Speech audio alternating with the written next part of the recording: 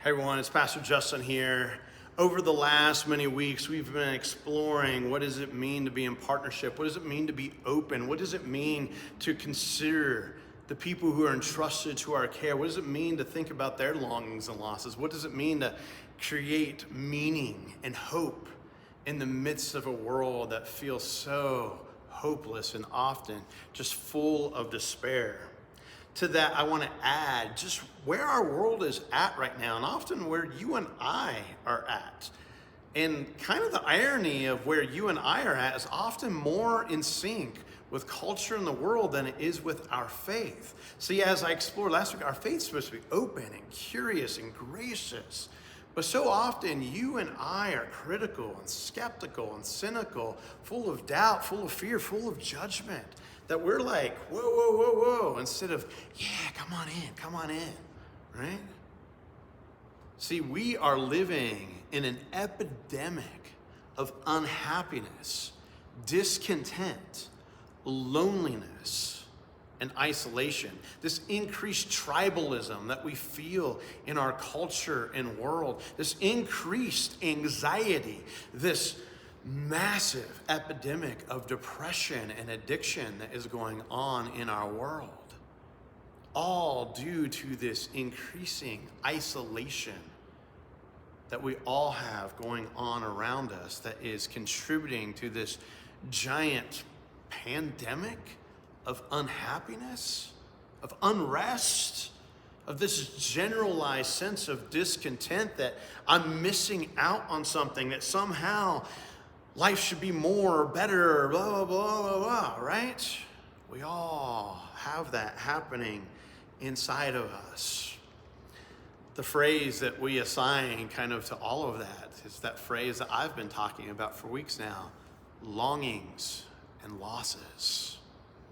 See, we have this general sense of longing that seems to be ungraspable. We have this general experience of loss that often prevents us from getting out of ourselves, that prevents us from taking that next good step, that we go, oh, that hurt. And so rather than allowing myself to have an experience where I may be hurt again, instead I'm going to wall myself off, isolate myself off, so I never have to have a painful experience like that ever again.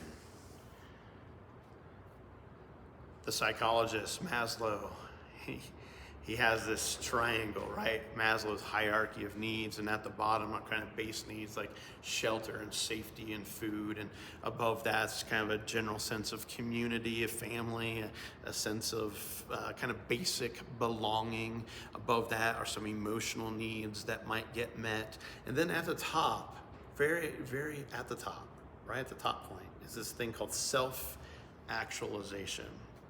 And I don't want to disparage Maslow at all, because it's a very, very helpful triangle.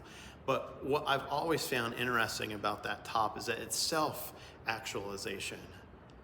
And in my theology and my faith and my beliefs, actualization can never happen on your own. That the self can't actualize by itself. That you need belonging, you need community, you need all the other things that are below that on the triangle, on the hierarchy, in order to become a whole self, a happy self, a self that is, well, the fruit of the Spirit, friends. Love, joy, peace, patience, faithfulness, goodness. These are the things that make up an actualized life. These are the traits that we assign to someone that we go, oh, you've made it, right? You are so at peace. You seem to have this inner joy that pervades all of your life. You seem to have this hope and ability to create meaning, important meaning, good meaning out of the stories of your life and the lives of the people around you. What might it mean for you and I, friends, to consider our faith and our faith community to become places of meaning making, of hope creation, of joyful belonging, of peaceful gathering? What does that look like? Because friends, I promise you, it does not look like judgment. It doesn't look like fear. It doesn't look like skepticism and criticism.